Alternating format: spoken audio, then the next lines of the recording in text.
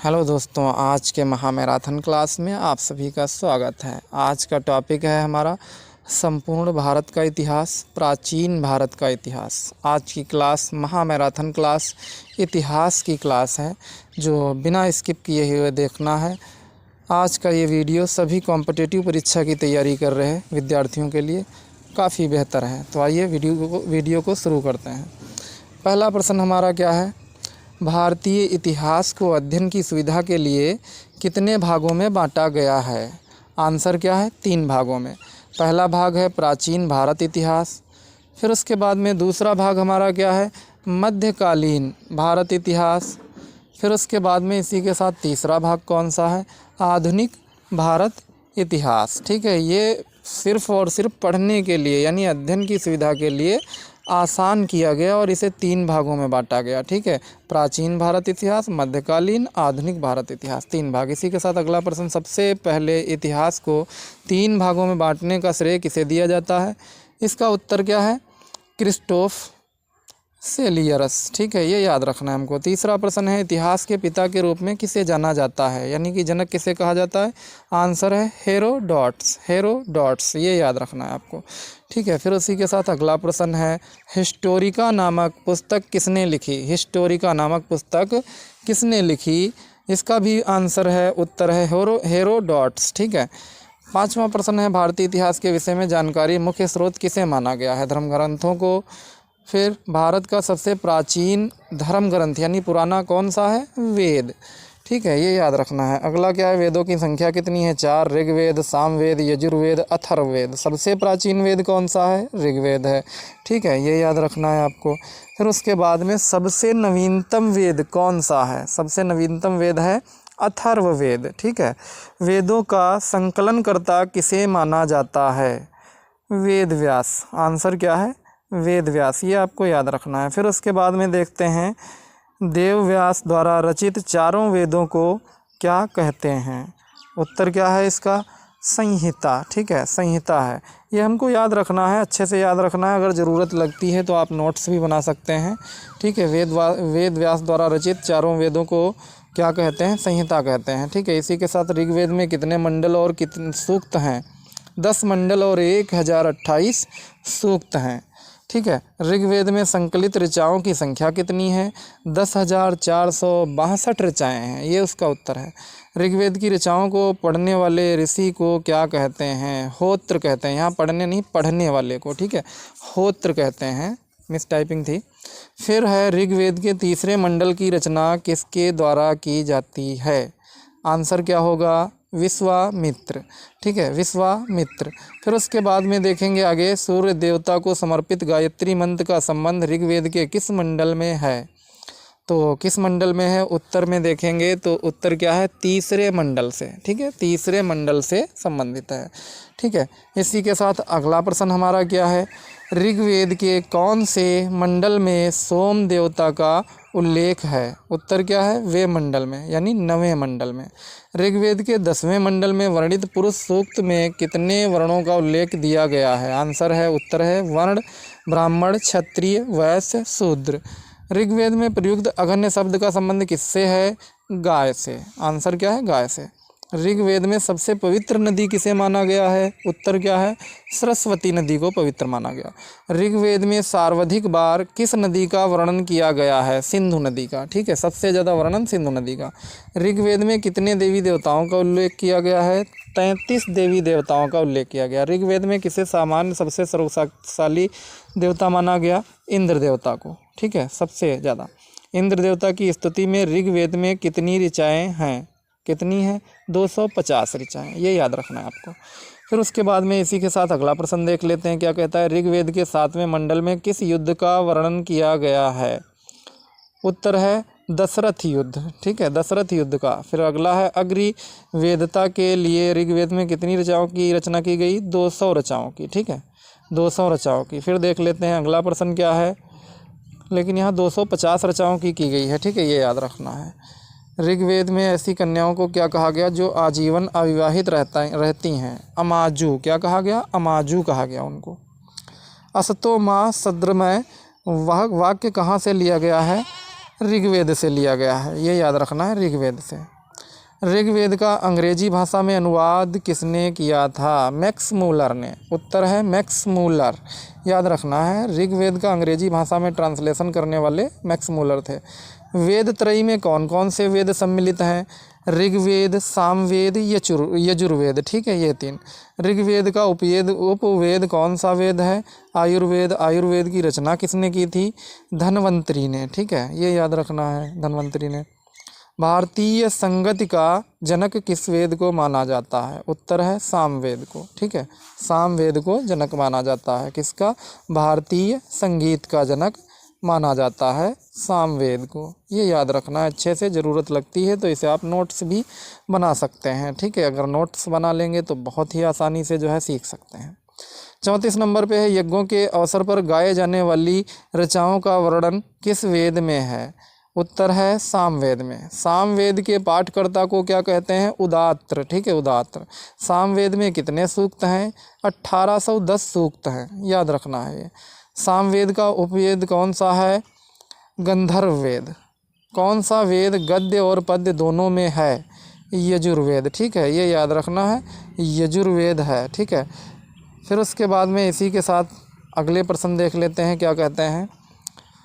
39 number, सर्वप्रथम नक्षत्रों का उल्लेख किसमें मिलता है? उत्तर है यजुर्वेद में। यजुर्वेद में नक्षत्रों का उल्लेख मिलता है।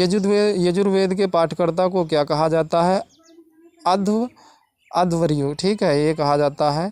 यजुर्वेद में मुख्यतः किस विषय का प्रतिपादन किया गया? कर्मकांड का, ठीक है। यजुर्वेद के ब्राह्मण ग्रंथ कौन से हैं? तैत्तिरीय और शातपथ। अंधविश्वासों, जादू टोनों, रोग निवारण और विवाह आदि का वर्णन किस वेद में मिलता है? उत्तर है अथर्ववेद में। अथर्ववेद में। अथर्ववेद की रचना किसने की थी? ऋषि अथर्वा ने, ठीक है, इसीलिए अथर्ववेद बोला जाता है, ठीक है, ऋषि अथर्वा ने जो है उसकी रचना की।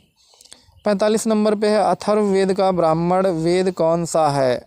तो इसका उत्तर है गोपात ब्राह्मण। अथर्ववेद में कुल कितने मंत्र और पद्य हैं? मंत्र हैं 731 और पद्य हैं 6000। ऋग्वेद में हस्तलिखित रचनाओं को क्या कहा जाता है? खिल। स्त्री की सर्वाधिक गिरी हुई स्थिति किस संहिता से प्राप्त होती है? मैत्रेयनी संहिता से, ठीक है, ये याद रखना है। स्मृति ग्रंथों में सबसे प्राचीन और प्रमाणिक स्मृति कौन सी मानी जाती है? वो है मनुस्मृति। सबसे प्रमाणिक जो है मानी जाती है मनुस्मृति।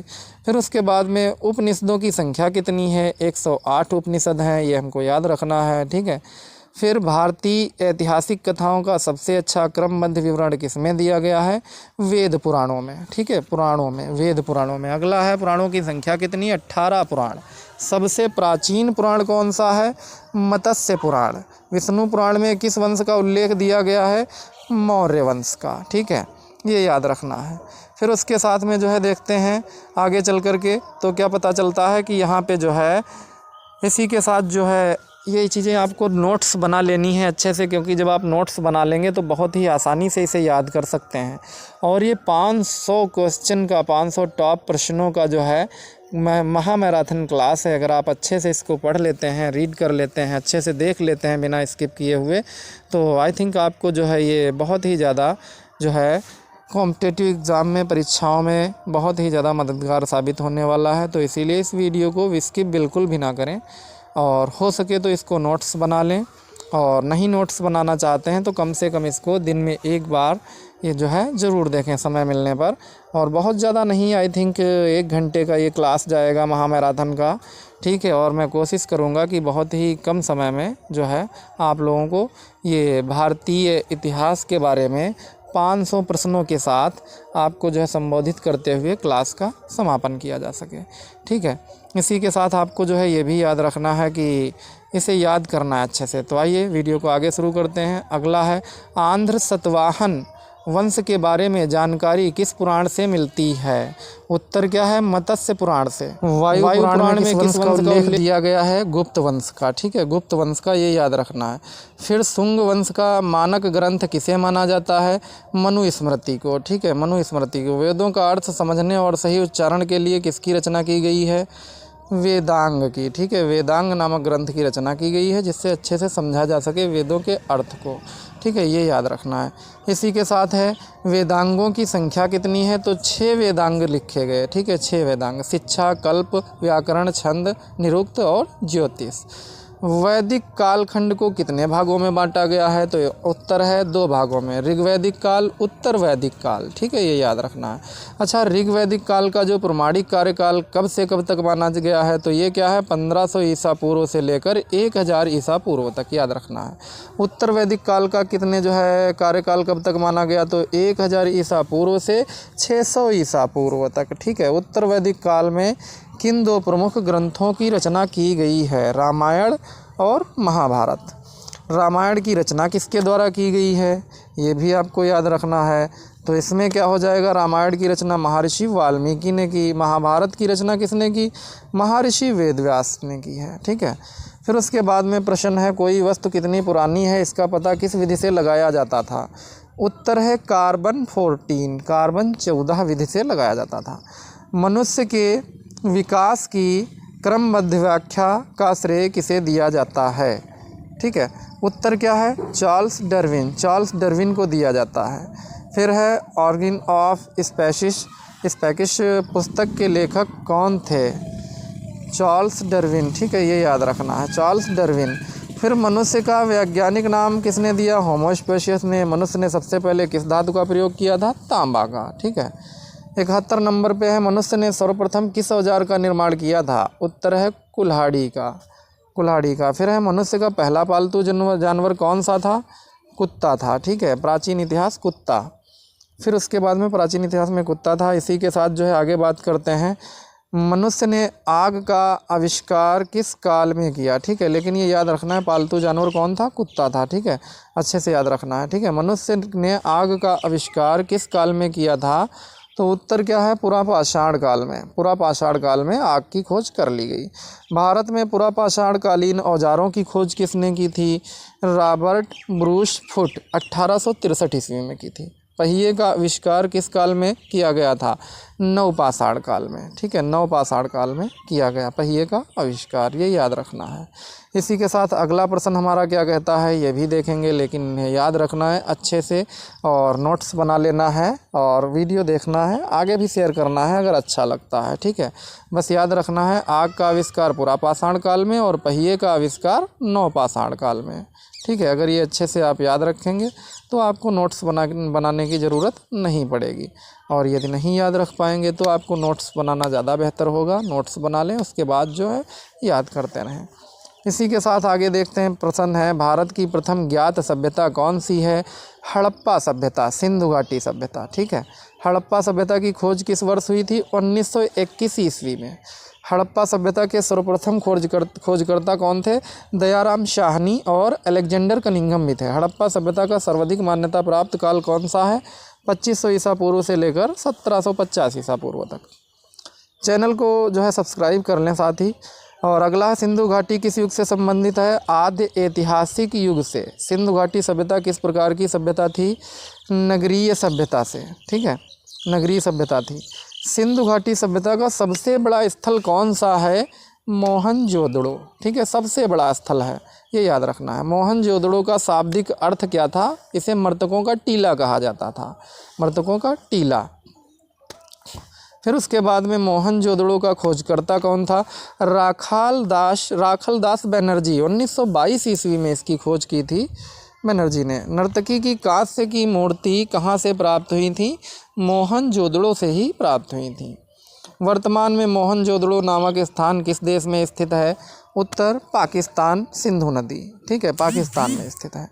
सिंधु घाटी सभ्यता का पहला कौन सा खोजा गया था स्थल, हड़प्पा। ठीक है, हड़प्पा किस नदी के किनारे स्थित था, रावी नदी के किनारे। सिंधु घाटी सभ्यता की जानकारी कहाँ से मिलती है, पुरातात्विक उत्खनन से। ठीक है, ये याद रखना है, पुरातात्विक उत्खनन से। इसी के साथ हड़प्पा कालीन लोगों ने नगरों तथा घरों के विन्यास के लिए कौन सी पद्धति अपनाई थी, ग्रीड पद्धति अपनाई गई थी। ठीक है, सिंधु घाटी सभ्यता की लिपि कौन सी है, भाव चित्रात्मक जो है। सिंधु घाटी सभ्यता कहाँ तक विस्तृत थी, पंजाब, राजस्थान, गुजरात, उत्तर प्रदेश, हरियाणा, जम्मू, सिंध और बलूचिस्तान। सिंधु घाटी सभ्यता में घोड़े का अवशेष कहाँ मिला था? सुरकोटड़ा में मिला था, सुरकोटड़ा में। ठीक है। सिंधु घाटी का स्थल कालीबंगा भारत के किस राज्य में है? राजस्थान में। ये याद रखना है, राजस्थान में। कालीबंगन का अर्थ क्या है? कालीबंगन अर्थात काली चूड़ियाँ। हड़प्पा सभ्यता के अंतर्गत हल से जोते गए खेत का साक्ष्य कहाँ से मिलता है? ये भी कालीबंगा राजस्थान से ही मिलता है सर्वप्रथम जो है। इसी के साथ सिंधु घाटी सभ्यता की ईंटों का अलंकरण किस स्थान से मिला है? कालीबंगा से, कालीबंगा से। ठीक है। हड़प्पा काल की मोहर के निर्माण में मुख्य रूप से किस पदार्थ का उपयोग किया गया था? सेल खड़ी का। ठीक है, सेल खड़ी का प्रयोग किया गया था। सिंधु घाटी सभ्यता के लोगों का मुख्य व्यवसाय क्या था? तो मुख्य व्यवसाय व्यापार था उनका। हड़प्पा सभ्यता के समय के निर्माण किससे किया जाता था? घरों का निर्माण किससे किया गया? ईंटों से। ठीक है। हड़प्पावासी किसका सर्वाधिक उत्पादन करते थे? तो उत्तर है कपास का। सिंधु घाटी सभ्यता का पत्तन नगर बंदरगाह कौन सा था? तो उत्तर क्या होगा? लोथल और सुरकोटड़ा। ठीक है, ये याद रखना है। डॉकयार्ड बंदरगाह के साक्ष्य किस स्थान से प्राप्त हुए हैं? उत्तर रहेगा इसका लोथल, गुजरात। ठीक है, गुजरात। चावल की खेती के प्रथम साक्ष्य किस स्थान से प्राप्त हुए थे? ये भी गुजरात, लोथल से ही प्राप्त हुए। हड़प्पा सभ्यता का एकमात्र स्थल कौन सा है जहां मकानों का दरवाज़ा मुख्य सड़क पर खुलता था? ये भी, इसके साक्ष्य भी कहाँ से हमको मिले? लोथल, गुजरात से ही मिले। लोथल से मिले, जो प्रेजेंट टाइम वर्तमान समय में गुजरात में स्थित है। ठीक है, ये याद रखना है अच्छे से हमको। इसी के साथ आगे देख लेते हैं। अगला प्रश्न है, स्वतंत्रता के बाद सर्वाधिक स्थलों का उत्खनन किस राज्य में हुआ था? तो सबसे ज़्यादा गुजरात में उत्खनन हुआ। किस स्थान से लकड़ी के अन्नागार के साक्ष्य प्राप्त हुए? तो उत्तर है लोथल। हड़प्पा सभ्यता से संबंधित किस स्थलों से अग्निकुंड के साक्ष्य प्राप्त हुए? उत्तर ये भी है लोथल और कालीबंगा से। हड़प्पा के मिट्टी के बर्तनों पर सामान्यतः किस रंग का प्रयोग हुआ करता था? तो लाल रंग का प्रयोग किया जाता था। सिंधु सभ्यता का सबसे उत्तर में स्थित स्थल कौन सा है? तो मांडा, जिसे प्रेजेंट टाइम जम्मू कश्मीर के नाम से भी जाना जाता है, जम्मू कश्मीर। सिंधु सभ्यता का दक्षिणम स्थल कौन सा है? दायमाबाद, दायमाबाद था, लेकिन अब क्या है? महाराष्ट्र। सिंधु सभ्यता का सबसे पूर्वी स्थल कौन सा है? आलमगीर, इस टाइम उत्तर प्रदेश, इस समय उत्तर प्रदेश। सिंधु सभ्यता का सबसे पश्चिमी केंद्र कहाँ है? मकराना, बलूचिस्तान। मकराना बलूचिस्तान में है इस टाइम। माप तौल के लिए पैमाने का खोज किस स्थान पर हुआ? लोथल, गुजरात। गुजरात में सबसे पहले हुआ था। हड़प्पा कालीन समाज किन वर्गों में विभक्त था? तो विद्वान वर्ग, योद्धा वर्ग, व्यापारी वर्ग और श्रमिक वर्ग, इन 4 वर्गों में। ठीक है, ये याद रखना है हमेशा जो है, इसको याद रखना है। अगला है, सिंध का बाग नखलिस्तान हड़प्पा सभ्यता के किस पुरास्थल को कहा गया है? तो उत्तर क्या है? मोहनजोदड़ो को कहा गया है नखलिस्तान। हड़प्पा सभ्यता के संपूर्ण क्षेत्र का आकार किस प्रकार का था? उत्तर क्या है? त्रिभुजाकार का। ठीक है, त्रिभुजाकार का ही था, ये याद रखना है आपको हमेशा। फिर उसी के बाद अगला प्रश्न है हमारा, सिंधु सभ्यता की मुद्रा में किस देवता का समतुल्य चित्रांकन मिलता है? तो है इसमें आद्य शिव। ठीक है, आद्य शिव या आराध्य शिव आप लिख सकते हैं। सिंधु सभ्यता में उत्खनन से प्राप्त मोहरों पर किस पशु का उत्कीर्णन हुआ है? यानी किस पशु का चित्र बनाया गया? तो बैल का। हड़प्पा कालीन स्थल रोपण पंजाब किस नदी के किनारे स्थित है? सतलज नदी के किनारे, इस टाइम पंजाब। हड़प्पा में एक उन्नत जल प्रबंधन प्रणाली का पता किस स्थान से चलता है? उत्तर है धौलावीरा से। सिंधु घाटी की सभ्यता की विकसित अवस्था में किस स्थल से घरों में कुएं के अवशेष मिलते हैं? उत्तर है मोहनजोदड़ो से, ये याद रखना है। हड़प्पा एवं मोहनजोदड़ो की पुरातात्विक खुदाई के प्रभारी कौन थे? उत्तर है सरजान मार्शल। मोहनजोदड़ो की सबसे बड़ी इमारत मानी जाती है विशाल स्नानागार मानी जाती है, मोहनजोदड़ो में स्थित विशाल स्नानागार। ठीक है। अगला है, हड़प्पावासी किस धातु से परिचित नहीं थे? तो हड़प्पावासी लोहे से परिचित नहीं थे। ठीक है, ये याद रखना है। हड़प्पा सभ्यता से संबंधित युगल सावधान के प्रमाण किस स्थान से मिलते हैं? उत्तर है लोथल से। कपास का उत्पादन सर्वप्रथम किसने किया था? हड़प्पा वासियों ने किया था। ठीक है। ग्रीक या यूनान के लोग कपास को किस नाम से पुकारते थे? तो ये लोग सिंडन कहकर पुकारते थे। सिंडन, उत्तर है सिंडन। हड़प्पा के काल का तांबे का रथ किस स्थान से प्राप्त हुआ था? तो ये प्राप्त हुआ था दैमाबाद से, जो प्रेजेंट टाइम यानी इस समय महाराष्ट्र है। ठीक है, ये याद रखना है। फिर है मोहनजोदड़ो से प्राप्त पशुपति शिव की मुहर किन किन जानवरों का अंकन हुआ है? तो उस पर कितने जानवरों को बनाया गया चित्र? बाघ का, हाथी का, गैंडा का, भैंसा का और हिरण का चित्र अंकित किया गया।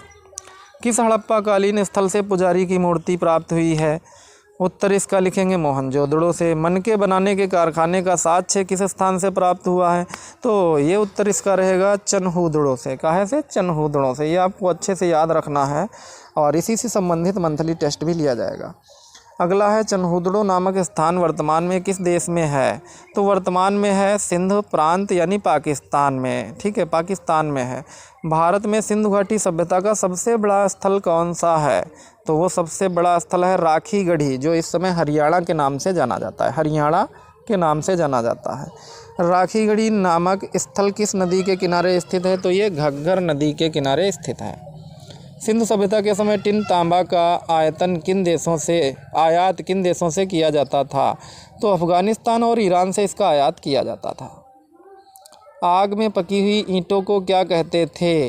ये प्रश्न है, तो इसका उत्तर होता है टेराकोटा। टेराकोटा कहा जाता था। लोथल नामक स्थल किस नदी के किनारे बसा हुआ था? तो भोगवा नदी के किनारे। हड़प्पा सभ्यता से संबंधित विशाल स्नानागार कहाँ पर स्थित था? तो ये ध्यान रखना है, मोहनजोदड़ो में ही स्थित था ये भी। ठीक है, जो कि विशाल स्नानागार सबसे बड़ा स्नानागार माना जाता था, जिसे हड़प्पा विशाल स्नानागार कहते थे। जौ की खेती के साक्ष्य किस स्थान से प्राप्त हुए हैं? तो बनावली से प्राप्त हुए हैं, जो वर्तमान में हरियाणा है। ठीक है, ये याद रखना है। जौ की खेती बनावली किस नदी के तट पर स्थित है? तो ये भी घग्गर नदी के तट पर ही स्थित है। हड़प्पा सभ्यता का सबसे पूर्वी स्थान आलमगीरपुर किस नदी के तट पर बसा हुआ था? तो हिंडन नदी के तट पर ये बसा हुआ था। हड़प्पा सभ्यता से संबंधित सर्वप्रथम कृषि के साक्ष्य कहाँ से प्राप्त हुए थे? तो ये मेहरगढ़ से प्राप्त हुए थे, मेहरगढ़ से। सिंधु घाटी सभ्यता में लोथल, रंगपुर, धौलावीरा नामक स्थल किस राज्य में स्थित हैं? उत्तर गुजरात में। ठीक है, सिंधु घाटी सभ्यता के लोग किसकी उपासना करते थे? किसकी उपासना करते थे? तो उत्तर है पशुपति की। पशुपति की पूजा किया करते थे। शीशे का आयात किस देश से किया जाता था? तो शीशे का आयात सबसे पहले ईरान से ही किया जाता था। सिंधु सभ्यता के लोगों में क्रय विक्रय का माध्यम क्या था? तो वो माध्यम था वस्तु विनिमय। ठीक है, ये याद रखना है। सिंधु घाटी सभ्यता में सावा धान के कितने प्रकार प्रचलित थे? तो 3 प्रकार प्रचलित थे। कितने प्रकार? 3। सिंधु घाटी सभ्यता किस युगीन सभ्यता थी? तो ये क्या लिखेंगे? कांस्य युगीन। ठीक है, कांस्य युगीन। सिंधु घाटी के लोग किस में विश्वास रखते थे? मातृशक्ति में, यानी माँ की शक्ति में। एशिया का प्रकाश पुंज, ठीक है, लाइट ऑफ एशिया किसे कहा जाता था? महात्मा बुद्ध को। ठीक है, लाइट ऑफ एशिया कहा जाता था। महात्मा बुद्ध ने किस धर्म की स्थापना की थी? बौद्ध धर्म की। महात्मा बुद्ध का जन्म कहाँ हुआ था? कब हुआ था? 563 ईसा पूर्व, नेपाल के लुम्बिनी में। महात्मा बुद्ध किस वंश से संबंधित थे? तो शाक्य वंश। इनके ही दौर में हर्यक वंश भी आया था। उनके माता और पिता का क्या नाम था? माता का नाम महामाया, पिता का नाम शुद्धोधन। महात्मा बुद्ध के बचपन का क्या नाम था? तो उत्तर होगा सिद्धार्थ। महात्मा बुद्ध को 16 वर्ष की आयु में किससे विवाह करवाया गया था? तो इनका विवाह यशोधरा से किया गया था, जिनसे पुत्र राहुल की प्राप्ति हुई थी। ठीक है, राहुल। सिद्धार्थ जब कपिल वस्तु में सैर कर रहे थे तो कितने दृश्यों का क्रमशः देखा था? यानी लगातार कितने दृश्य देखे थे? तो उत्तर क्या होगा? 4 दृश्य। ठीक है, बाल्यकाल जो है युवावस्था में ही देखा था इन्होंने 4 दृश्य। और वो कौन थे? एक बूढ़ा व्यक्ति और एक बीमार व्यक्ति, और तीसरे नंबर पे देखा था एक 100, चौथे नंबर पे एक सन्यासी को तपस्या करते हुए देखा था। 159 नंबर पे महात्मा बुद्ध ने सांसारिक समस्याओं से व्यथित होकर कितने वर्ष की आयु में गृह यानी घर त्याग दिया था? तो उत्तर है 29 वर्ष की आयु में इन्होंने घर त्याग दिया था। बौद्ध धर्म में सिद्धार्थ के घर त्यागने की घटना को किस नाम से जाना जाता है? तो इसे महाभिनिष्क्रमण, ठीक है। सिद्धार्थ ने जब घर छोड़ा तो इसे जाना जाता है महाभिनिष्क्रमण नाम से, ठीक है, ये याद रखना है, महाभिनिष्क्रमण। फिर उसके बाद में सिद्धार्थ के प्रथम गुरु कौन थे? तो ये बहुत ज़्यादा पूछा जाने वाला प्रश्न है। सिद्धार्थ के जो प्रथम गुरु थे वो कौन थे? वो थे आलार कलाम, ये याद रखना है। सिद्धार्थ यानी महात्मा बुद्ध ने सांख्य दर्शन की शिक्षा किससे प्राप्त की थी? तो अपने गुरु आलार कलाम से ही प्राप्त की थी। 6 वर्ष की कठिन तपस्या के बाद कितने वर्ष की आयु में सिद्धार्थ को ज्ञान की प्राप्ति हुई थी? यानी इसका उत्तर है 35 वर्ष की आयु में वैसाखी की पूर्णिमा में इनको ज्ञान की प्राप्ति हुई थी। इसीलिए वैसाखी की पूर्णिमा बहुत ही धूमधाम से मनाई जाती है। ज्ञान प्राप्ति के बाद सिद्धार्थ किस नाम से जाने गए? महात्मा बुद्ध। किस नाम से जाने गए? महात्मा बुद्ध नाम से। महात्मा बुद्ध को ज्ञान प्राप्ति की घटना को किस नाम से जाना जाता है? तो उत्तर क्या है? संबोधि नाम से। किस नाम से? संबोधि नाम से जाना जाता है। वैशाख पूर्णिमा की रात सिद्धार्थ को किस नदी के किनारे और किस वृक्ष के नीचे ज्ञान प्राप्त हुआ था? तो नदी का नाम निरंजना था और पेड़ के नीचे यानी पीपल का नाम पेड़ था वो, ठीक है, ये याद रखना है। जिस स्थान पर महात्मा बुद्ध को ज्ञान की प्राप्ति हुई वह स्थान क्या कहलाया? वो बोध गया कहलाया, जो वर्तमान समय में बिहार में स्थित है। महात्मा बुद्ध ने अपना प्रथम उपदेश किस स्थान पर दिया था? पहला उपदेश दिया था सरनाथ में, उत्तर प्रदेश में, ठीक है, ये याद रखना है। प्रथम उपदेश की घटना को किस नाम से जाना जाता है? तो इसे धर्म चक्र प्रवर्तन के नाम से भी जाना जाता है, धर्म चक्र प्रवर्तन। महात्मा बुद्ध ने अपने उपदेश किस भाषा में दिए थे? पाली भाषा में। बुद्ध ने अपने सर्वाधिक उपदेश किस स्थान पर दिए थे? सबसे ज़्यादा जो है श्रावस्ती में दिए थे। फिर उसके बाद में गौतम बुद्ध के प्रिय घोड़े का क्या नाम था? कंथक, ठीक है, उत्तर क्या होगा? कंथक। महात्मा बुद्ध की मृत्यु कब और कहाँ हुई थी? तो 483 ईसा पूर्व कुशीनारा यानी उत्तर प्रदेश, उस टाइम महाजनपद कुशीनारा था। महात्मा बुद्ध के शरीर त्यागने को बौद्ध ग्रंथों में क्या कहा जाता है? तो इसका उत्तर है महापरिनिर्वाण। ये बहुत पूछा जाता है। इसी के साथ आगे भी देख लेते हैं और लगातार बने रहिए वीडियो में बिना स्किप किए हुए। अगला प्रश्न है, नालंदा विश्वविद्यालय और विक्रमशिला विश्वविद्यालय किस धर्म के शिक्षा के प्रधान केंद्र थे? तो ये बौद्ध धर्म के प्रधान केंद्र माने जाते हैं। उत्तर क्या होगा? बौद्ध धर्म। बौद्ध धर्म का मुख्य ग्रंथ कौन सा है? त्रिपिटक, ठीक है। संघ संबंधी नियम, दैनिक आचार विचार का संग्रह किस में है? विनय पिटक में है, ठीक है, उत्तर है विनय पिटक। बौद्ध धर्म के उपदेश और सिद्धांत से संबंधित संग्रह को क्या कहते हैं? तो उत्तर है सूत्र पिटक, ठीक है, सूत्र पिटक। अभिधम्म पिटक में क्या संग्रहित है? तो इसका उत्तर क्या हो जाएगा? अभिधम्म में प्रश्नोत्तर क्रम और दार्शनिक सिद्धांत जो हैं ये संग्रहित किए गए। बौद्ध धर्म के त्रिरत्न कौन से हैं? ठीक है, बुद्ध, धम्म और संघ, ये त्रिरत्न कहे जाते हैं, ठीक है, ये याद रखना है। 3 रत्न हैं जो त्रिरत्न नाम के जाने जाते हैं। बौद्ध धर्म के प्रचार के लिए जिन्होंने संन्यास ग्रहण किया उन्हें क्या कहा जाता है या क्या कहा गया है? तो उत्तर है भिक्षुक। गृहस्थ जीवन व्यतीत करते हुए बौद्ध धर्म अपनाने वाले को क्या कहा जाता है या क्या कहा गया है? तो उत्तर होगा उपासक, ठीक है, उपासक कहा गया है, ठीक है। फिर इसी के साथ आगे देख लेते हैं, आगे क्या कहा गया है। बौद्ध धर्म में परिवेश को क्या कहा जाता है? तो बौद्ध धर्म में परिवेश को उपसंपदा कहा जाता है, उपसंपदा या प्रवज्या, ठीक है, प्रवज्या। बौद्ध धर्म को अपनाने वाली प्रथम महिला कौन थी? वो प्रजापति गौतमी थी, ठीक है। प्रथम बौद्ध संगत किसके शासनकाल में हुआ था? तो उस टाइम शासन अजातशत्रु का था, 483 ईसा पूर्व, राजगृह में, ठीक है। द्वितीय बौद्ध संगीत किसके शासनकाल में हुई थी? तो उस समय शासन कालाशोक का था, 383 ईसा पूर्व। तृतीय बौद्ध संगीत कब और कहाँ हुई थी? तो 255 ईसा पूर्व पाटलिपुत्र में राजधानी थी मगध की, राजा अशोक थे। चतुर्थ बौद्ध संगत किसके शासनकाल में हुई? कनिष्क के, जो कुंडलवन में हुई। चतुर्थ बौद्ध संगीत के बाद बौद्ध धर्म कितने भागों में विभाजित हो गया था? तो ये 2 भागों में विभाजित हो गया था। कौन कौन? पहला ध्यान रखना, चतुर्थ बौद्ध संगत थी, ठीक है। पहला कौन सा था? हीनयान और दूसरा था महायान, ठीक है। फिर इसके बाद में जो है धार्मिक जुलूस का प्रारंभ सबसे पहले किसके द्वारा प्रारंभ किया गया था, तो बौद्ध धर्म। ठीक है, बौद्ध धर्म में ही पहले जुलूस निकाले गए। बौद्ध धर्म की प्रथम मूर्ति का निर्माण किस शैली में किया गया, तो उत्तर है मथुरा कला शैली, मथुरा कला शैली। सर्वाधिक बुद्ध मूर्तियां किस शैली में बनाई गई थीं, उत्तर होगा गांधार शैली, गांधार शैली। ठीक है, फिर बुद्ध के अनुसार किस मार्ग का पालन करके निर्वाण प्राप्त हो जाता है, निर्वाण प्राप्त हो जाता है, तो ये हो जाएगा अष्टांगिक मार्ग। ठीक है, ये ध्यान रखना है आपको अच्छे से, ज़रूरत पड़े तो नोट्स भी बना सकते हैं। फिर है तृष्णा के क्षीण हो जाने की अवस्था को बुद्ध ने क्या कहा है, तो उत्तर होगा निर्वाण। ठीक है, निर्वाण कहा है। बुद्ध के पूर्व जन्म की कहानियाँ किसमें वर्णित हैं, तो उत्तर होगा जातक कथाओं में, जितनी भी जातक कथाएं हैं उनमें हैं।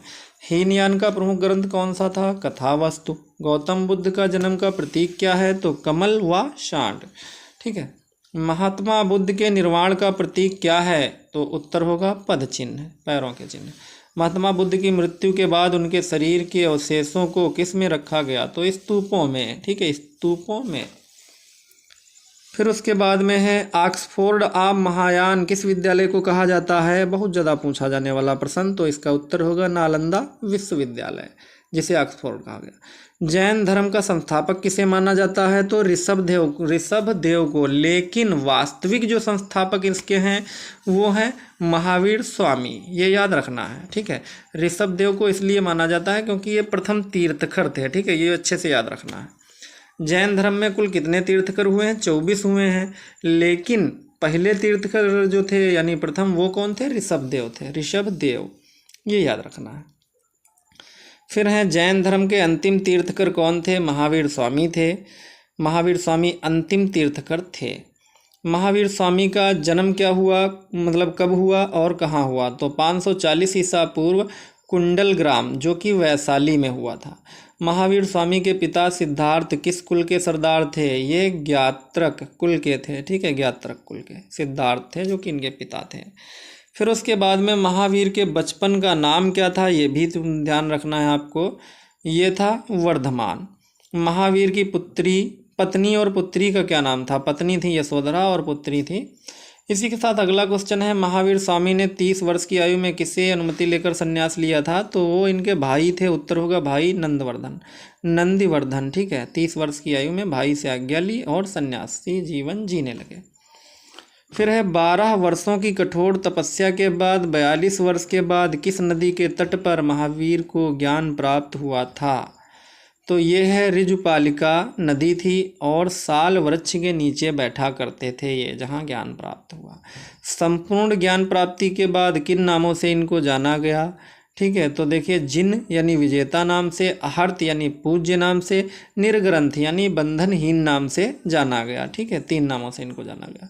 महावीर का अनुयायियों को मूलतः क्या कहा जाता था, तो उत्तर क्या होगा, निर्ग्रंथ। ठीक है, अनुयायियों को निर्ग्रंथ कहा जाता था। जैन धर्म के पूर्ण ज्ञान के लिए क्या शब्द है, तो ये वो है कैवल्य। जैन साहित्य को क्या कहा जाता है, आगम। जियो और जीने दो सबसे पहले किसने कहा था, महावीर स्वामी ने। महावीर स्वामी ने अपना पहला उपदेश कहाँ दिया था, तो ये राजगृह के विपुल चल पहाड़ी पर, राजगृह जो मगध की राजधानी थी। महावीर स्वामी ने अपने उपदेश किस भाषा में दिए थे, तो ये प्राकृत भाषा में दिए थे, जिसे अर्धमागधी भी कहा जाता था या पाली भाषा भी कहा जाता था। क्या कहा जाता, पाली भाषा। महावीर स्वामी का प्रथम शिष्य कौन था, तो ये जामिल थे। ठीक है, जिनका नाम जामिल था। ठीक है, और उस टाइम इन्हें दामाद भी कहा जाता था। प्रथम जैन भिक्षुणी कौन थी, ये चंपा नरेश दधिवाहन की पुत्री थी। चंपा के जो राजा थे दधिवाहन, उनकी पहली जो पुत्री थी वो पहली भिक्षुणी थी। स्वामी महावीर भिक्षुणी संघ की प्रधान कौन थी, वो थी चंदना। ठीक है, चंदना पहली प्रधान थी। जैन धर्म के 23 तीर्थकर पार्श्वनाथ किसके पुत्र थे, यानी 23वें जो तीर्थकर थे वो किसके पुत्र थे, अश्वसेन, यानी कि अश्वसेन के पुत्र थे और इच्छावकु वंश के राजा भी थे। जैन धर्म तीर्थकरों के नाम से उल्लेख ऋग्वेद में क्या मिलता है, ऋषभदेव और अरिष्टनेम, ये 2 लोग मिलते हैं। कहाँ मिलते हैं, ऋग्वेद में। महावीर के मुख्य शिष्यों को क्या कहा जाता है, तो इनको कहा जाता है गणधर। ठीक है, ये याद रखना है, गणधर। ठीक है, फिर महावीर ने अपने शिष्यों को कितने गणघरों में बांटा था, तो 11 गणघरों में। ठीक है, ये याद रखना है। फिर है महावीर की मृत्यु के बाद कौन जैन धर्म का प्रथम थेरा या मुख्य उपदेशक हुआ तो वो हुए थे आर्य सुधर्मा। आर्य सुधर्मा, ये याद रखना है। स्वामी महावीर की मृत्यु कब और कहाँ हुई थी? तो इनकी मृत्यु 72 वर्ष की आयु में 468 ईसा पूर्व पावापुरी वर्तमान बिहार में हुई थी। प्रथम जैन संगति का आयोजन कब और कहाँ हुआ था? प्रथम जैन संगति का जो है 322 ईसा पूर्व पाटलिपुत्र में हुआ था। अध्यक्ष कौन थे? स्थूलभद्र थे। ठीक है। द्वितीय जैन संगीत कब और कहाँ हुई थी? तो देखिए ये था 512 ईस्वी में और वल्लवी में। उस टाइम अध्यक्ष कौन था? उस टाइम क्षमा श्रवण अध्यक्ष हुआ करते थे इसके जैन संगति के। जैन धर्म कितने भागों में बटा हुआ था? तो ये 2 भागों में। पहला था श्वेतांबर, दूसरा था दिगंबर। श्वेतांबर अर्थात सफ़ेद कपड़ा पहनने वाले और दिगंबर नग्न रहने वाले। जो है श्वेतांबर श्वेत कपड़ा जो धारण करते थे वो कहलाते थे और जो भद्रबाहु के शिष्य थे वो दिगंबर थे, नग्न रहने वाले। ठीक है, ये याद रखना है। जैन धर्म के मुख्य ग्रंथ कल्पसूत्र की रचना किसने की थी? ठीक है, तो वो कौन थे? भद्रबाहु थे। और ये सारे क्वेश्चन आपको अच्छे से याद कर लेने हैं। ज़रूरत पड़ती है तो नोट्स भी आप बना सकते हैं। ये 500 क्वेश्चन की महामैराथन क्लास है जो आपको बहुत ही अच्छे से 500 प्रश्नों की तैयारी कराई जा रही है। ठीक है, ये याद रखना है। फिर उसके बाद में आगे देख लेते हैं। जैन धर्म के 24वें तीर्थकर महावीर स्वामी का प्रतीक चिन्ह क्या था? तो इनका प्रतीक चिन्ह था सिंह। ठीक है, सिंह। महावीर और महात्मा बुद्ध ने किसके शासनकाल में उपदेश दिए थे? तो उस टाइम शासन जो चलता था वो बिम्बिसार का था, राजा बिम्बिसार था। खजुराहो मध्य प्रदेश में स्थित जैन मंदिर का निर्माण किसने करवाया था? तो वो चंदेलों ने करवाया था। ठीक है, उत्तर है चंदेलों। प्रसिद्ध दिलवाड़ा का जैन मंदिर कहाँ स्थित था? माउंट आबू में, प्रेजेंट वर्तमान में राजस्थान। जैन धर्म से संबंधित त्रिरत्न कौन से हैं? तो पहला है सम्यक ज्ञान, सम्यक दर्शन, सम्यक आचरण। ये 3 जो है त्रिरत्न कहलाते हैं। पंच महाव्रत का संबंध किस धर्म से? जैन धर्म से। शायदवाद, अनेकांतवाद और थेरवाद के सिद्धांतों का संबंध किस धर्म से है? तो ये है जैन धर्म से। भागवत धर्म के संस्थापक कौन थे? वासुदेव श्री कृष्ण से, ये याद रखना है। विष्णु के 10 अवतारों का वर्णन किस पुराण में मिलता है? तो याद रखना है मत्स्य पुराण। किसमें? मत्स्य पुराण में। इसी के साथ आगे चलते हैं और अगला प्रश्न है, किस यूनानी दूत ने वासुदेव के स्मरण में गरुड़ ध्वज स्थापित करवाया था? ये बहुत ही मोस्ट क्वेश्चन है। ठीक है, ये बहुत पूछा जाता है। तो उत्तर है होलियोडोर। हिंदू धर्म में भगवान शिव के भक्त संतों को क्या कहा गया है? उत्तर है नयनार। भगवान विष्णु से संबंधित संत क्या कहलाए? उत्तर होगा इसका आलवार। और विष्णु के सुदर्शन चक्र में कितनी तीलियां हैं? ठीक है, तो उत्तर होगा 6 तीलियां। आजीवक संप्रदाय का संस्थापक कौन था? मखलिपुत्र गोसाल। ठीक है, उत्तर होगा मखलिपुत्र गोसाल। इस्लाम धर्म के संस्थापक कौन माने जाते हैं? हज़रत मोहम्मद साहब माने जाते हैं, ये याद रखना है। हज़रत मोहम्मद साहब को कब और कहाँ ज्ञान की प्राप्ति हुई थी? तो 610 ईसा पूर्व या ईस्वी में मक्का के पास हीरा नामक, जिसे गारे हीरा बोला जाता था, हीरा नामक गुफा में हुआ था। पैगंबर के मक्का से मदीना की यात्रा को इस्लाम जगत में किस नाम से जाना जाता था? तो वो हिजरत कहलाता था, जो हिजरी संवत 24 सितंबर 622। इस्लाम धर्म का पवित्र ग्रंथ कौन सा है? तो उत्तर होगा कुरान, जिसके अध्याय 114 हैं। पैगंबर मोहम्मद साहब का इंतकाल के बाद इस्लाम धर्म के पंथों में विभाजित हो गया। कितने पंथों में? 2 पंथों में विभाजित हुआ। पहला पंथ कौन कहलाया? शिया कहलाया। और दूसरा पंथ कौन कहलाया? सुन्नी कहलाया। ठीक है, ये ध्यान रखना है आपको। फिर उसके बाद में 6ठी शताब्दी ईसा पूर्व में भारतवर्ष कितने जनपदों में विभाजित था? तो ये 16 महाजनपदों में विभाजित हो गया था, जिसका सबसे बड़ा ताकतवर जो है जनपद मगध हुआ करता था। ठीक है, 16 महाजनपदों का वर्णन सबसे पहले किस ग्रंथ में मिलता है? तो बौद्ध ग्रंथ है एक अंगुत्तर निकाय, जिसमें मिलता है अंगुत्तर निकाय में, जो कि बौद्ध ग्रंथ है। फिर वर्तमान पाकिस्तान में कौन सा जनपद स्थित है? तो इसको जो है याद रखना है गंधार। ठीक है, जिसे कंधार बोला जाता है। पहले गांधार बोला जाता था, इस टाइम कंधार बोला जाता है। लेकिन पर वर्तमान में 2 महाजनपद जो है पाकिस्तान में है, एक कंधार, दूसरा कम्बोज। लेकिन इसमें एक ही लिखवाया गया है। 16 महाजनपदों में सबसे शक्तिशाली महाजनपद कौन था? तो ये याद रखेंगे मगध। ठीक है, मगध। मगध राज्य का सबसे प्राचीन राजवंश कौन सा था? वो था बृहदत्त, ठीक है, बृहदत्त वंश, ठीक है। मगध साम्राज्य में हर्यक वंश की स्थापना किसने की थी? बिंबिसार। बिंबिसार आए और उन्होंने द्रथ को वंश को जो है बदलकर हर्यक वंश किया। बिंबिसार किस धर्म के अनुयायी थे? बौद्ध धर्म के अनुयायी थे। बिंबिसार ने अपने किस राज्यवेद को महात्मा बुद्ध की सेवा में भेजा था? ठीक है, तो उनका नाम था जीवक। जीवक जो थे वो राजमहल के वैद्य थे, यानी जो है उन्हें भेजा गया। बिंबिसार ने किसे अपनी राजधानी बनाया था? राजगृह को, ठीक है, राजगृह को अपनी राजधानी बनाया। बिंबिसार ने अपने शासनकाल में किस राज्य को जीता था? तो अंग राज्य को जीता था। वो और भी राज्य जीते, लेकिन यहाँ एक जिक्र हुआ। उपरांत, यानी बिंबिसार की विवाह के उपरांत काशी प्रांत दहेज में प्राप्त हुआ था। किससे? महाकौशल की इकलौती पुत्री राजा की, कौशल राज की जो पुत्री थी महाकोशला, उनसे विवाह करने पर इन्हें काशी दहेज में मिला। हर्यक वंश के किस राजा ने साम्राज्य विस्तार के लिए वैवाहिक संबंध स्थापित किए थे? तो उत्तर होगा बिंबिसार। बिंबिसार की हत्या किसने की थी? उसके ही पुत्र अजातशत्रु ने 492 ईसा पूर्व में उसकी हत्या कर दी थी। हर्यक वंश का दूसरा शासन कौन बना था? हर्यक वंश का दूसरा शासक अजातशत्रु बिंबिसार का पुत्र था। अपने पिता को मरवाकर खुद राजा बन गया। फिर है अजातशत्रु को अन्य किस नाम से भी जाना जाता है? तो उत्तर क्या होगा इसका? कुनिक। अजातशत्रु के शासनकाल में कौन सी बौद्ध संगीति हुई थी? तो ये प्रथम बौद्ध संगीत हुई थी 483 ईसा पूर्व में। अजातशत्रु किस धर्म का अनुयायी था? बौद्ध धर्म का अनुयायी था। अजातशत्रु ने किस राज्य को विजित कर मगध साम्राज्य में मिलाया था? तो उत्तर होगा इसका वैशाली, ठीक है, ये याद रखना है। फिर उसके बाद में अगला प्रश्न है, अजातशत्रु की हत्या किसने की थी? तो ये याद रखना है, उसके पुत्र उदयन ने की थी, ठीक है, यानी कि इसने अपने पुत्र की हत्या कर दी, तो उसने जो है उसके पुत्र की हत्या उसने कर दी, ठीक है, ये याद रखना है। उदयन मगध की गद्दी पर कब बैठा था? ये 461 ईसा पूर्व में बैठा था, याद रखना है। फिर गंगा और सोन नदी के संगम के समीप उदयन ने किस शहर की स्थापना की थी? पाटलिपुत्र की थी, और यही जो है फिर मगध की राजधानी कहलाया था। वर्तमान में ये पटना कहलाता है। फिर है उदयन ने किसे अपनी राजधानी बनाया था? पाटलिपुत्र को, ठीक है। हर्यक वंश का अंतिम शासक कौन था? नागदशक। संस्थापक कौन था? बिंबिसार, यानी पहला राजा था बिंबिसार हर्यक वंश का, और आखिरी राजा कौन था? नागदशक, ये याद रखना है। फिर है पितृहंता, पिता की हत्या के नाम से मगध के किस वंश को जाना जाता है? तो हर्यक वंश को ही जाना जाता है, क्योंकि यहाँ पर हर राजा ने अपने ही पिता की हत्या की है। हर्यक वंश की जब हम बात करते हैं तो अगला प्रश्न इसी से संबंधित आ जाता है, ठीक है।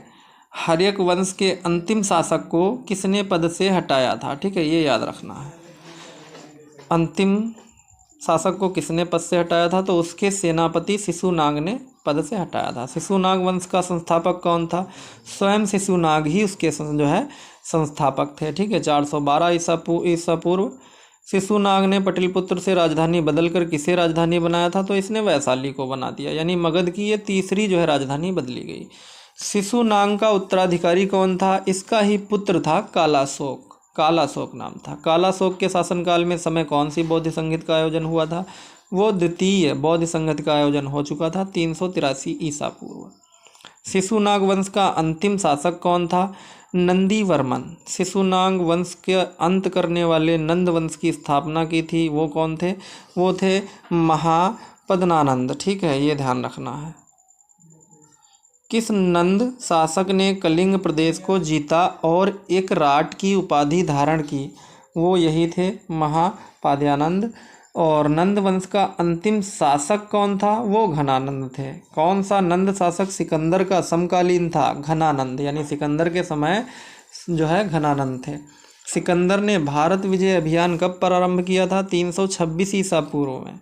और 326 ईसा पूर्व में सिकंदर और पंजाब के किस राजा के बीच हाइडेस्पीज का युद्ध हुआ था?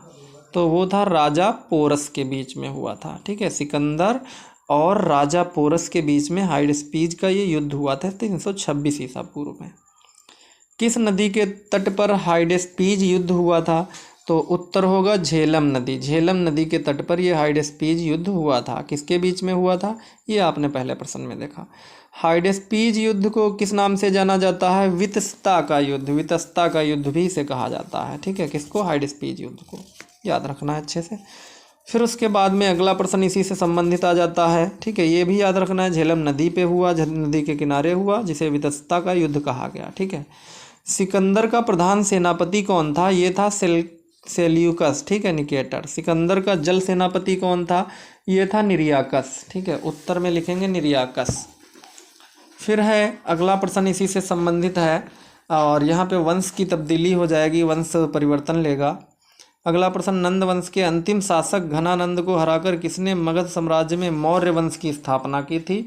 वो थे चंद्रगुप्त मौर्य, 322 ईसा पूर्व। ये प्रश्न बहुत ही ज़्यादा जरूरी है, हमेशा याद रखिएगा। नंद वंश के अंतिम शासक घनानंद को हराकर किसने मगध साम्राज्य में मौर्य वंश की स्थापना की थी? तो उत्तर क्या होगा इसका? अंतिम शासक घनानंद को हराने के बाद जिसने जो है साम्राज्य मौर्य वंश की स्थापना की वो थे चंद्रगुप्त मौर्य, ठीक है। इसको याद रखना अच्छे से।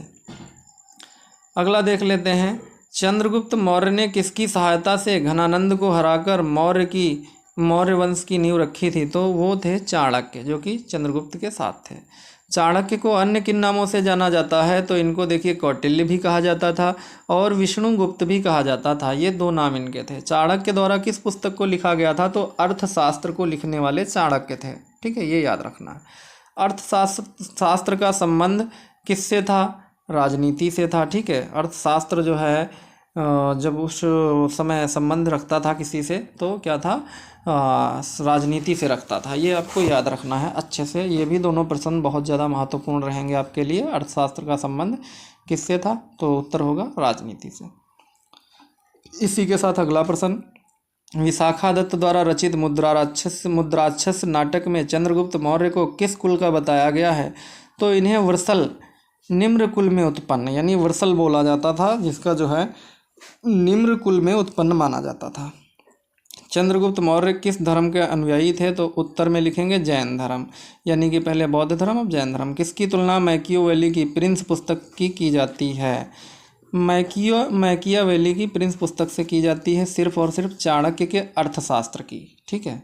चाणक्य ने जो अर्थशास्त्र लिखा उसकी। मौर्य समाज में प्रचलित मुद्रा का नया नाम क्या था? वो था पण, ठीक है, पण, ये याद रखना है। फिर उसके बाद में चंद्रगुप्त ने सेल्यूकस को कब पराजित किया था? 305 ईसा पूर्व, ठीक है। सेल्यूकस ने पराजित होने के बाद अपनी किस पुत्री का विवाह चंद्रगुप्त मौर्य से करवाया था? तो इनकी वो पुत्री थी कार्नेलिया, ठीक है, जिसका विवाह इन्होंने सेल्यूकस से हारने के बाद क्या करवाया? चंद्रगुप्त से जो है विवाह करवा दिया। किसका करवाया? कार्नेलिया का। उत्तर है कार्नेलिया। फिर उसके बाद में सेल्यूकस निकेटर ने किस राजदूत को चंद्रगुप्त मौर्य के दरबार में भेजा था?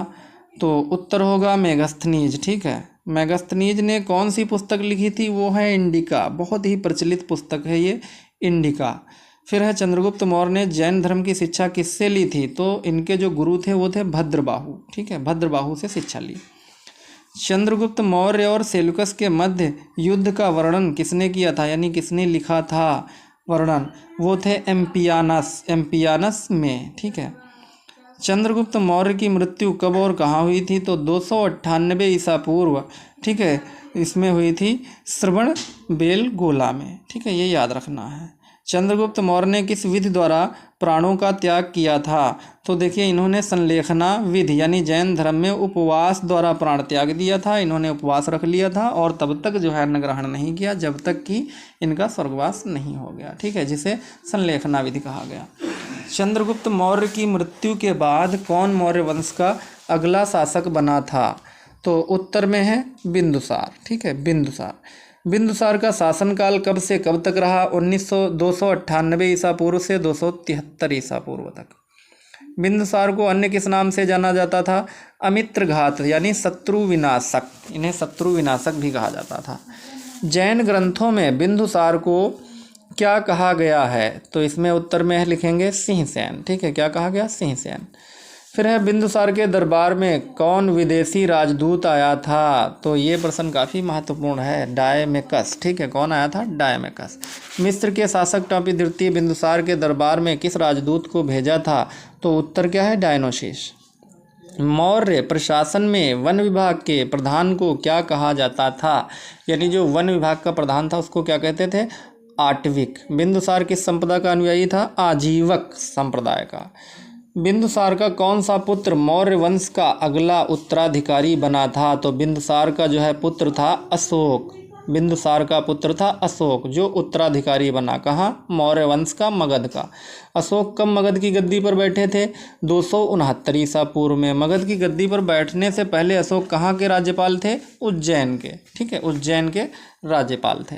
अभिलेखों में सम्राट अशोक की कौन सी उपाधि दी गई है? तो ये देवनाम प्रिय। ठीक है, देवनाम प्रिय।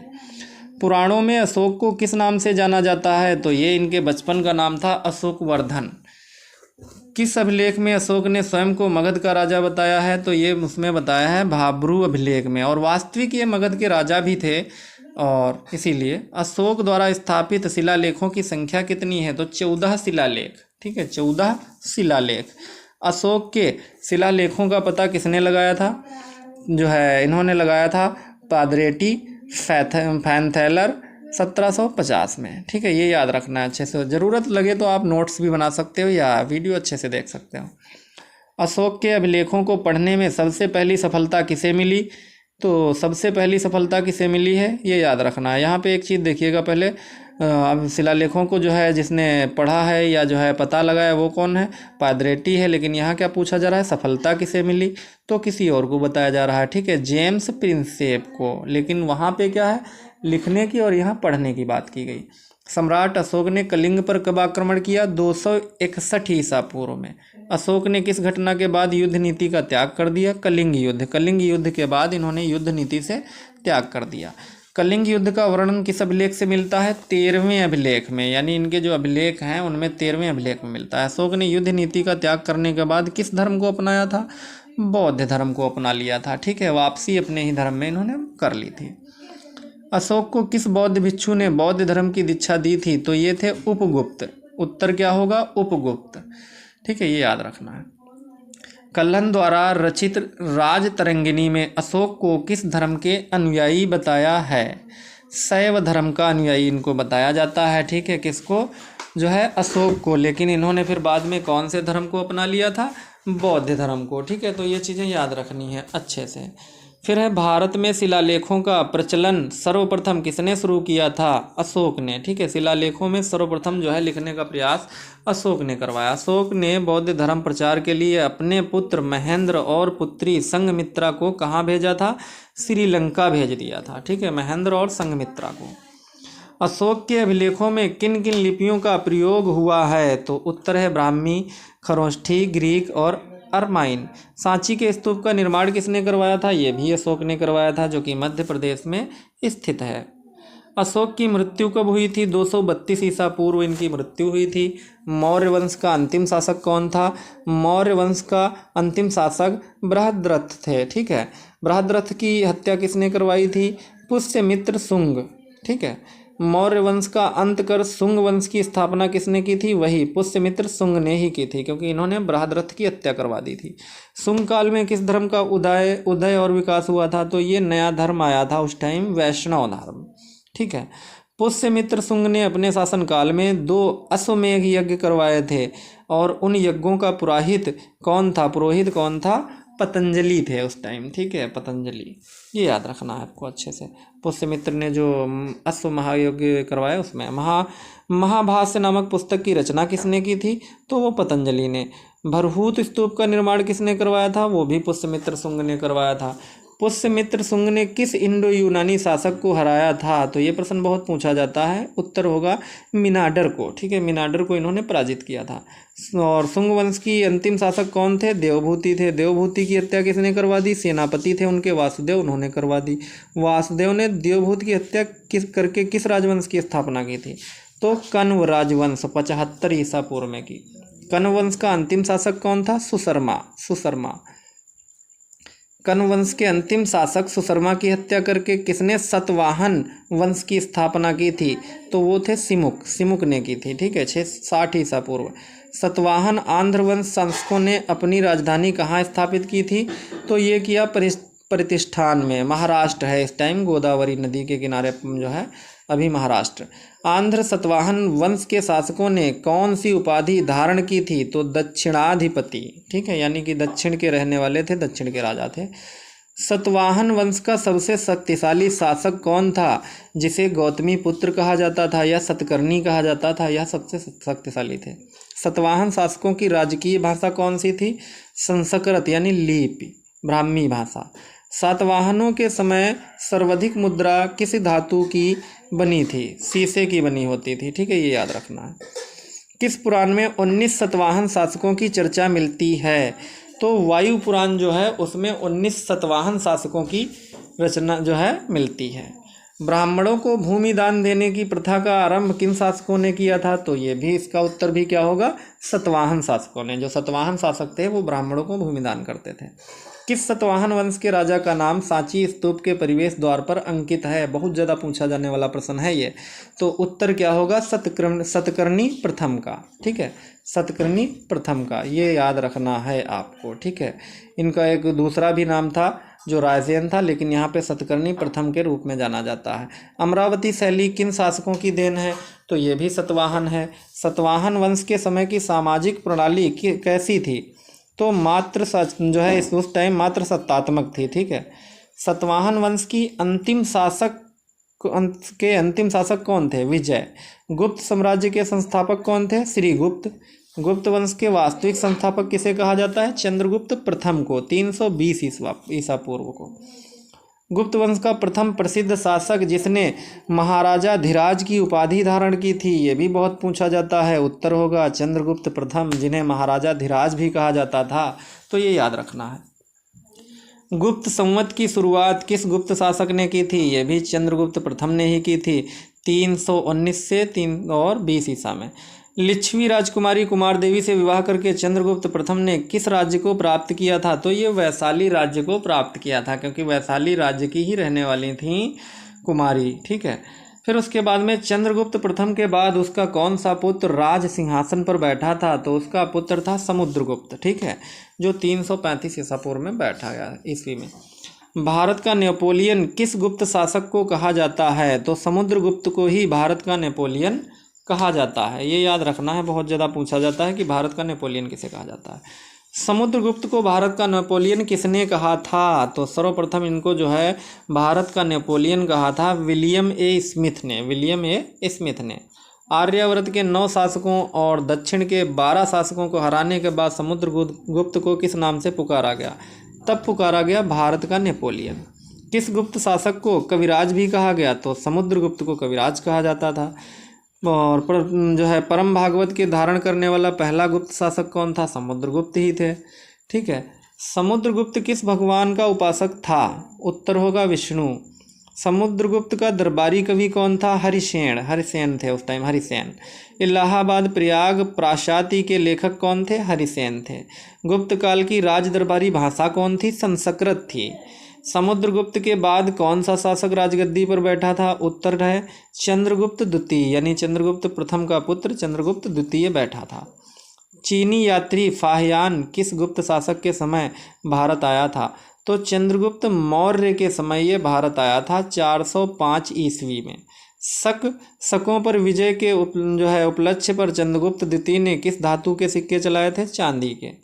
फैक्ट, चांदी के सिक्के जारी करने वाला प्रथम गुप्त शासक कौन था? चंद्रगुप्त द्वितीय, याद रखना है। चंद्रगुप्त द्वितीय ने शकों का उन्मूलन करने के बाद कौन सी उपाधि धारण की थी? विक्रमादित्य की, यही विक्रमादित्य कहलाए। दिल्ली में स्थित महरौली स्तंभ का निर्माण किसने करवाया? चंद्रगुप्त ने।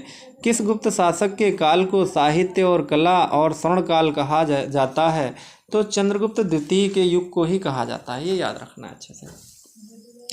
फिर इसी के साथ आगे ले चलते हैं और देखते हैं कितने क्वेश्चन हैं, अभी कितने प्रश्न हैं। अगला है, किस गुप्त शासक के दरबार में 9 विद्वानों की एक मंडली थी जिसे 9 रत्न कहते थे? तो ये चंद्रगुप्त द्वितीय, ठीक है। ये मंडली 2 दरबारों में हुई, अकबर के दरबार में भी थी जिसे 9 रत्न कहा जाता था, ठीक है।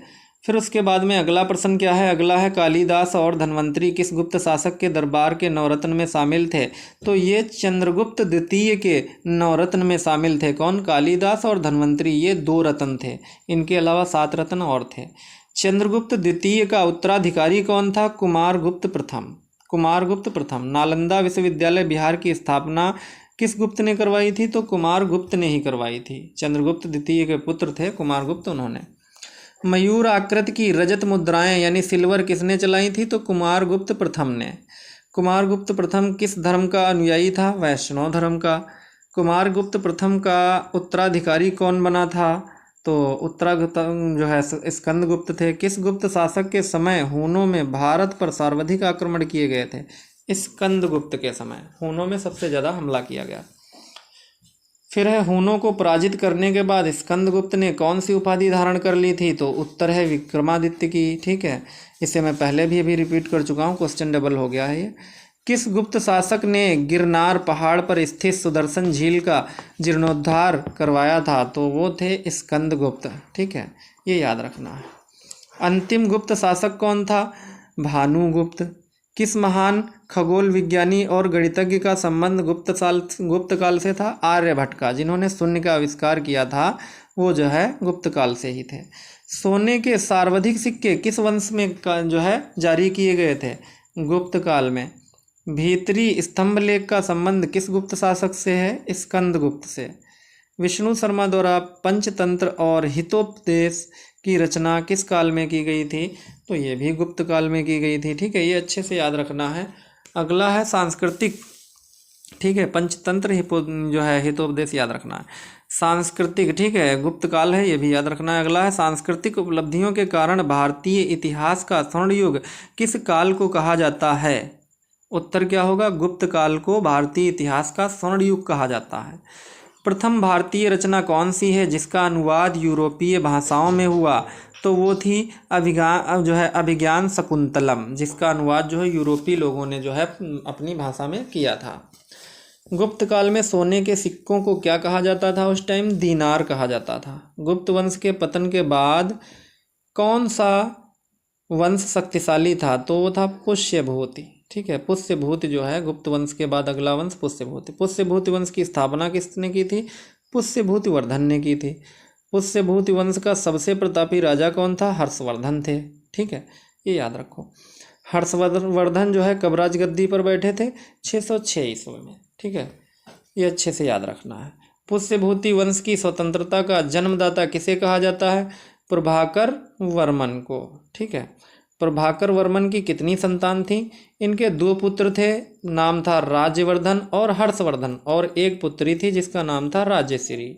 ठीक है, अगला है भारत का अंतिम हिंदू सम्राट किसे कहा जाता है? बहुत ज़्यादा पूछा जाने वाला प्रश्न है, ये याद रखिएगा। ठीक है, यहाँ पे बहुत ज़्यादा जो है पूछा जाता है ये प्रश्न। भारत का अंतिम हिंदू सम्राट किसे कहा जाता है? तो उत्तर है हर्षवर्धन। ठीक है, हिंदू सम्राट का यहाँ से जो है हिंदू साम्राज्य का पतन होने लगता है। हर्षवर्धन के शासनकाल में कौन सा प्रसिद्ध चीनी यात्री भारत आया था? तो वो था ह्वेनसांग। ठीक है, ह्वेनसांग। ठीक है, फिर है हर्षवर्धन के भाई राज्यवर्धन की हत्या किसने की थी? तो उनके ही पड़ोसी गौड़ नरेश शशांक ने हत्या कर दी थी। ग्रहवर्मा की हत्या कर राजश्री को किसने बंदी बनाया था? मालवा के शासक देवगुप्त ने जो है राजश्री को बंदी बनाया था। अगला है हर्षवर्धन ने किस शासक को हराकर कन्नौज पर अधिकार कर लिया था? तो उसने जो है शशांक को हराकर जो है अधिकार किया था। हर्षवर्धन को किस चालुक्य शासक ने नर्मदा नदी के तट पर पराजित किया था? तो ये था पुलकेशन द्वितीय राजा था जिसने जो है हर्षवर्धन को हराया था। ठीक है, हर्षवर्धन का दरबारी कवि कौन था? बाणभट्ट थे। बाणभट्ट की आत्मकथा आप लोगों ने पढ़ी होगी। हर्षचरित की रचना किसने की थी? बाणभट्ट ने ही की थी, ये भी याद रखना। नागानंद रत्नावली और प्रियदर्शिका नामक नाटकों की रचना किसने की थी? तो उत्तर में क्या आएगा? हर्षवर्धन ने। द्वितीय अशोक के नाम से कौन प्रसिद्ध था? हर्षवर्धन। प्रयाग के संगम का कुंभ मेला का प्रारंभ किसने किया था? हर्षवर्धन ने। हर्षवर्धन किस धर्म के अनुयायी थे? बौद्ध धर्म के। हर्षवर्धन ने बौद्ध धर्म की किस शाखा को राज्याश्रय प्रदान किया? ठीक है, महायान शाखा को जो है इन्होंने राज्याश्रय प्रदान कहा था। ठीक है, फिर उसके बाद में इसी के साथ अगले भी जो है प्रश्न देखेंगे। 419 हो चुके हैं, अगला है 420। हर्षवर्धन के साम्राज्य में प्रांतीय शासकों को क्या कहा जाता था? तो उस टाइम लोकपाल कहा जाता था। भारत पर सर्वप्रथम आक्रमण किस हिंद यूनानी शासक ने किया था? तो उस टाइम बैक्टीरिया, ठीक है, बैक्ट्रिया शासक डेमीट्रियस ने 190 ईसा पूर्व में जो है क्या किया था? आक्रमण किया था। हिंदू यूनानी शासकों में सबसे विख्यात शासक कौन थे? वो थे मीनांडर, ठीक है। मीनांडर ने बौद्ध धर्म की दीक्षा किससे ली थी? नागार्जुन से, जिनका दूसरा नाम नागासेन भी था। प्रसिद्ध बौद्ध दार्शनिक नागार्जुन के साथ मीनांडर के द्वारा किए गए वाद विवाद का विस्तृत वर्णन किस पुस्तक में किया गया है? तो उत्तर है मिलिंद पनाहो में। मिलिंद पनाहो नाम की एक बौद्ध धर्म से संबंधित पुस्तक है जिसमें किया गया है, ठीक है। फिर है भारत में सबसे पहले सोने के सिक्के किसने जारी किए? हिंद यूनानियों ने। भारत में प्रदा प्रथा किसकी देन है? हिंद यूनानियों की। हिंद यूनानी शासकों के अन्य क्या नाम हैं? यवन, ठीक है, याद रखना है। हिंद यूनानियों के बाद भारत में कौन आया था? शक, जिन्हें सीथियन भी कहते थे। सीथियन। शक मूलतः कहाँ के निवासी थे? ये मध्य एशिया के, ठीक है, निवासी थे। प्रथम शक राजा कौन था? मोव। शकों का सबसे प्रतापी शासक कौन था? वो था रुद्रदामन प्रथम।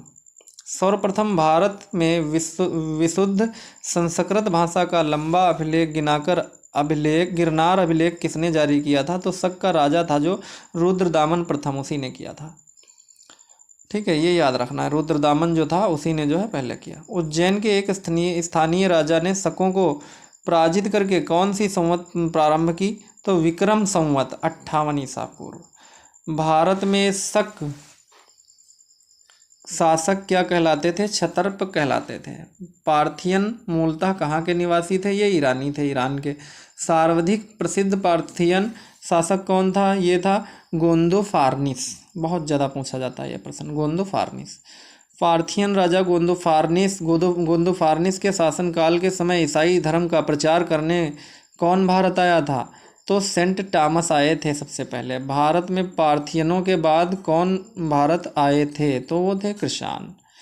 कृषाण चीन के गोबी प्रदेश की किस जाति से संबंधित थे? ये यूची और तोखरी, यूची व तोखरी जाति से संबंध रखते थे। फिर है भारत में कुषाण वंश की स्थापना किसने की थी? तो ये थे कुजूल कडफिसेस, इन्होंने स्थापना कर दी थी। कुषाण वंश का सबसे प्रतापी राजा कनिष्क थे, ठीक है, याद रखना है। कनिष्क ने 78 ईस्वी में किस संवत को चलाया था? शक संवत को इन्होंने चला दिया था, ठीक है। फिर उसके बाद कनिष्क ने राजगद्दी पर बैठने के बाद अपने साम्राज्य की राजधानी किसे बनाया था? तो इन्होंने पुरशपुर को यानी पेशावर को, द्वितीय राजधानी मथुरा को, ठीक है, पहले पेशावर फिर मथुरा। कनिष्क का राज वैद्य कौन था? यानी इनका राजमहल में वैद्य कौन था? चरक, आयुर्वेद के विख्यात विद्वान थे, ये बहुत पूछा जाता है प्रश्न, ठीक है, चरक। कनिष्क का राजकवि कौन था?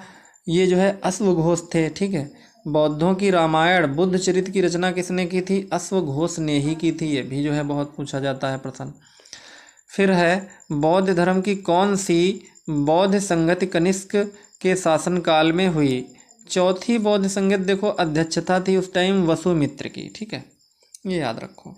बौद्ध धर्म के विश्वकोश महाविभास सूत्र की रचना किसने की थी? वसुमित्र ने, ठीक है। भारत का आइंस्टीन किसको कहा जाता है? नागार्जुन को। नागार्जुन को माध्यमिक सूत्र ग्रंथ की रचना इन्होंने ही सबसे पहले कर दी थी, नागार्जुन। फिर उसके बाद में जो है अगला देख लेते हैं, कुषाण वंश का अंतिम शासक कौन था? वासुदेव। राष्ट्रकूट राजवंश की स्थापना कब और किसने की थी? दंतदुर्ग ने 752 ईस्वी में की थी। राष्ट्रकूट वंश का सर्वाधिक प्रसिद्ध शासक कौन था? कृष्ण प्रथम थे, ठीक है, पहले शासक। एलोरा के प्रसिद्ध कैलाश मंदिर का निर्माण किसने करवाया था? इसी ने करवाया था, कृष्ण प्रथम ने, ठीक है।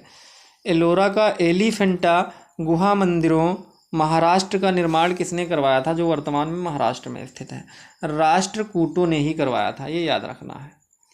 कल्याणी के चालुक्य वंश की स्थापना किसने की थी? तो तैलप ने की थी, राजधानी मान्यखेत थी इनकी। वातापी के चालुक्य वंश की स्थापना किसने की थी? राजा जयसिंह ने की थी, जयसिंह। इस वंश के सबसे प्रतापी पुलकेशिन द्वितीय ने किसे हराया था? इन्होंने राजा हर्षवर्धन को हराया था। पुलकेशिन द्वितीय हर्षवर्धन को हराने के बाद कौन सी उपाधि धारण कर ली थी इसने? ये परमेश्वर धारण जो है उपाधि धारण की थी। वेंगी के चालुक्य वंश की स्थापना किसने की थी? विष्णुवर्धन ने। देवगिरी के यादव वंश की स्थापना किसने की थी? भिल्लम पंचम ने, यानी भिल्लम पंचम। यादव वंश के किस शासक को अलाउद्दीन खिलजी के सेनापति मालिक काफूर की अधीनता स्वीकार करनी पड़ी? वो राजा थे रामचंद्र। ठीक है। दक्षिण भारत के पल्लव वंश, ठीक है, याद रखना अच्छे से, दक्षिण भारत के पल्लव वंश की स्थापना किसने की थी? सिंह विष्णु ने की थी। पल्लव राजाओं की राजधानी कहाँ होती थी? कांची में होती थी। पल्लव वंश का सबसे यशस्वी शासक कौन था?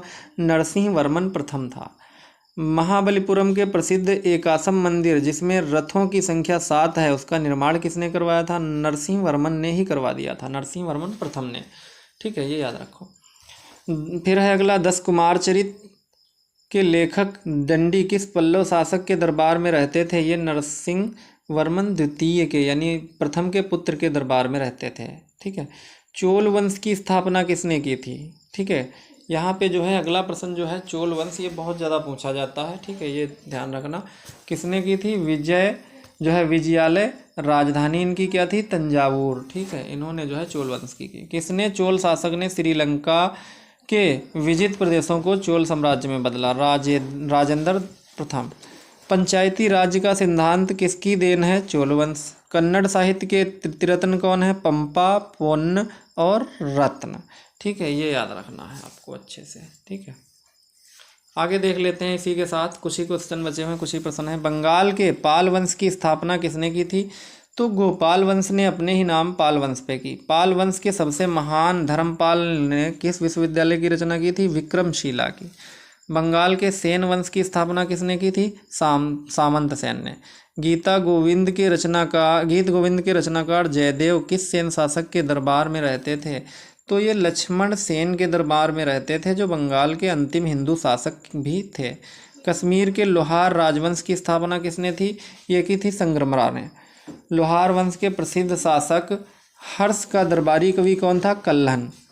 कल्हन ने कश्मीर के इतिहास पर कौन सी रचना रची थी? इन्होंने राज तरंगिनी रचना लिखी थी, जो बहुत प्रचलित है। गुज्जर, ठीक है, गुज्जर